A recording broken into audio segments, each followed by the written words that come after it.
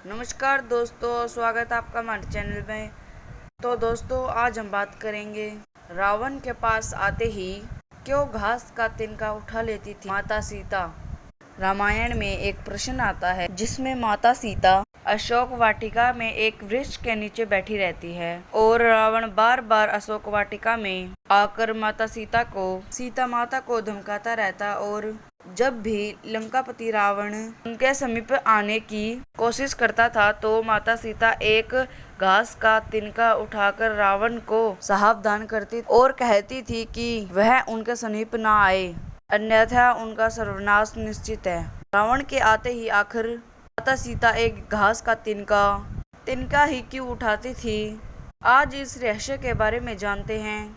लंकापति रावण माता सीता का हरण करके लंका ले गया। लंका पहुंचकर माता सीता रावण के राजभवन में ना रहकर अशोक वाटिका में एक बरगद के वृक्ष के नीचे बैठी रहती थी। रावण अपने सैनिकों के साथ बार बार आता, अपनी शक्ति के गुणों का बखान कर सीता जी को प्रभावित करने की कोशिश करता और असफलता होने पर माता सीता को धमकाता, लेकिन माता सीता मौन धारण किए चुपचाप बैठी रहती। रावण ने अपना हर पात्र आजमा लिया, लेकिन वह सीता माता को किसी भी प्रकार से प्रभावित नहीं कर सका। उसके मन में एक सवाल आता था कि आखिर मैं जब भी आता हूँ तब सीता घास का एक तिनका क्यों उठा लेती है। वह बार बार कहता था कि मेरे जैसे शक्तिशाली व्यक्ति को तुम घास के एक मामूली तिनके से क्यों डराती हो। वह भी इसका रहस्य जानना चाहता था, लेकिन इस घास के तिनके का रहस्य माता सीता के अलावा कोई नहीं जानता था। दिनों की थी जब माता सीता का विवाह भगवान श्री राम जी से हुआ था। उसके बाद वह अपनी माता पिता व जनकपुरी को छोड़ भगवान श्री राम के साथ अयोध्या चली गई। अयोध्या वासियों ने अपनी बहू का बहुत स्नेह से आदर संस्कार किया।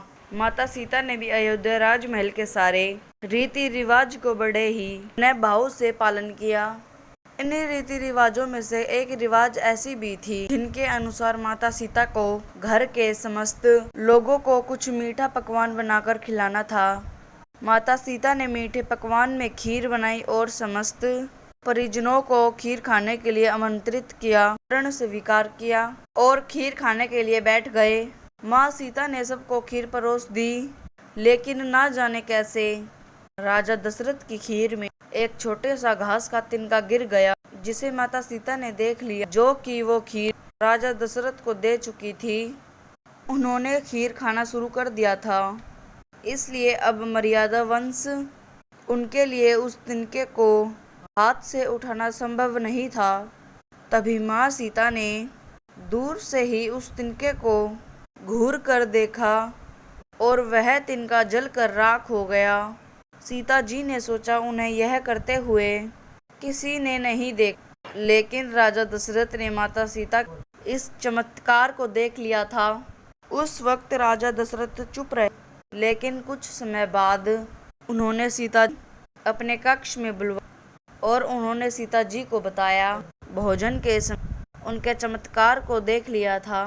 तब उन्होंने सीता जी से कहा, आप जगत जननी सब रूपा हो, लेकिन आप मेरी एक बात जरूर याद रखना। आपने जिस नज़र से उस तिनका को देखा था, उस नज़र से आप कभी भी अपने शत्रु को भी मत देखना। बस इसी कारण से जब भी रावण माता सीता के सामने आता, तब वह उस घास के तिनके को उठाकर राजा दशरथ की बात को याद कर लेती थी। माता सीता चाहती तो रावण को पल भर में ही राख कर सकती थी। राजा दशरथ के दिए उस वचन की लाज रखने के लिए इसीलिए मौन धारण कर लेती थी। अगर आपको ये पुरानी कहानी अच्छी लगी हो तो हमारी वीडियो को लाइक करना और हमारे चैनल को सब्सक्राइब करना। तो दोस्तों, जय श्री राम, जय सीता माता।